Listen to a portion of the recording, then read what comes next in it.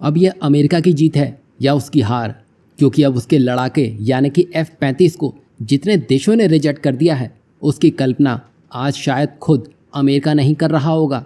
वहीं रूस ने ट्रंप के शांति समझौते का जो जवाब दिया है उसने यूक्रेन की ही बोलती बंद कर डाली है। और ये तो बड़ी बात है, क्योंकि रूसी विदेश मंत्री सर्गी लावरोव ने दो टूक कह दिया है कि भारत के बिना जो करने की सोची जा रही है वो बिल्कुल भी नहीं होगा। मतलब भारत एक ऐसा केंद्र बिंदु बन चुका है जिसके बिना कोई आगे नहीं बढ़ सकेगा। आप देख ही रहे हैं, ट्रंप शायद अभी किसी के भी कंट्रोल में नहीं है और इसकी भनक जर्मनी, पोर्चुगल और अब हाल ही में कनाडा को भी लग चुकी है।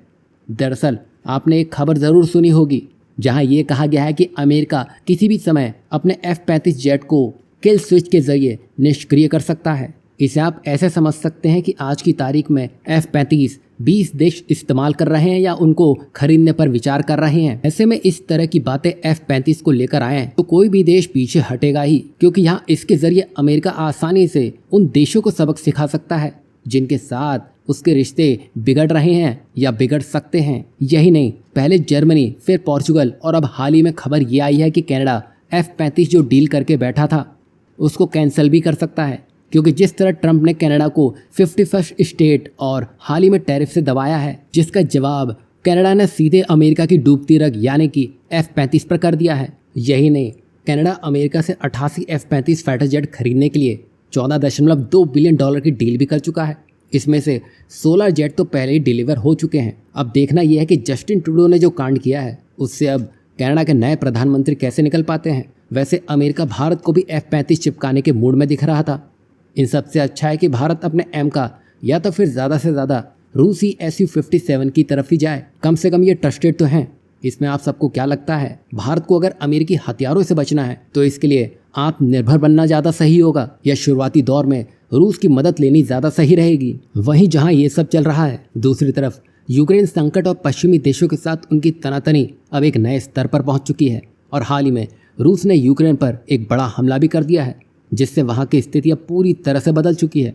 बता दें कि अमेरिका और यूक्रेन के बीच पहले ही तनाव था और अब जब अमेरिका ने यूक्रेन के मिलिट्री सपोर्ट को रोकने की धमकी दी है, तभी से रूस ने यह बड़ा कदम उठा लिया है। बता दें कि यूक्रेन इस इलाके को नेगोशिएशन कार्ड की तरह इस्तेमाल करना चाहता था, लेकिन रूस ने पहले ही इसे अपने नियंत्रण में ही ले लिया है। दरअसल यहाँ हम कर्ज की बात कर रहे हैं। रीजन की बात कर रहे हैं, जिसे व्लादिमीर पुतिन ने अमेरिका यूक्रेन की मीटिंग से पहले ही हासिल कर लिया है। बता दें कि रूस के इस हमले के बाद व्लादिमीर पुतिन की स्थिति अब और मजबूत हो चली है। वहीं सऊदी अरेबिया में हुई इस महत्वपूर्ण बैठक में अमेरिका और यूक्रेन ने 30 दिनों के सीज फायर पर सहमति जता दी है। वहीं रूस भी इसके लिए तैयार हुआ है, लेकिन उसने अपनी शर्तें भी रख दी हैं। इसमें यूक्रेन को नाटो में शामिल होने की मांग छोड़नी होगी और रूस द्वारा कब्जाए गए इलाकों को कानूनी तौर पर रूस का हिस्सा मानना होगा। मतलब सारा खेल रूस की तरफ ही झुक चुका है। यही नहीं, हाल ही में अमेरिकी सेनेटर यानी कि मार्को रूबियो ने कहा है कि दुनिया में सिर्फ 2 शक्तिशाली ध्रुव हैं, एक अमेरिका तो दूसरा चीन।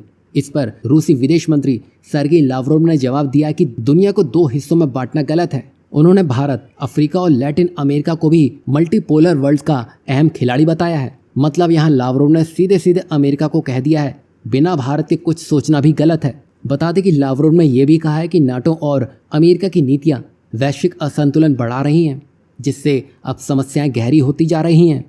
उन्होंने कहा है कि रूस, भारत, चीन और ग्लोबल साउथ देशों के साथ मिलकर पश्चिमी प्रभुत्व को चुनौती देनी होगी।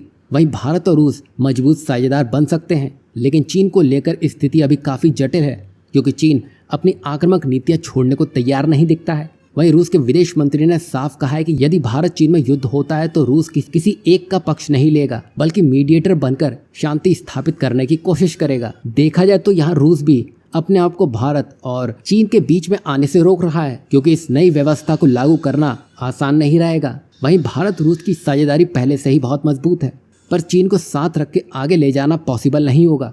यहाँ आपको क्या लगता है, भारत रूस मिलकर कुछ ऐसा कर सकते हैं जिससे चीन और अमेरिका दोनों ही अपनी सीमा निर्धारित कर लें? इस पर आप अपनी क्या राय रखते हैं, जरूर बताइएगा।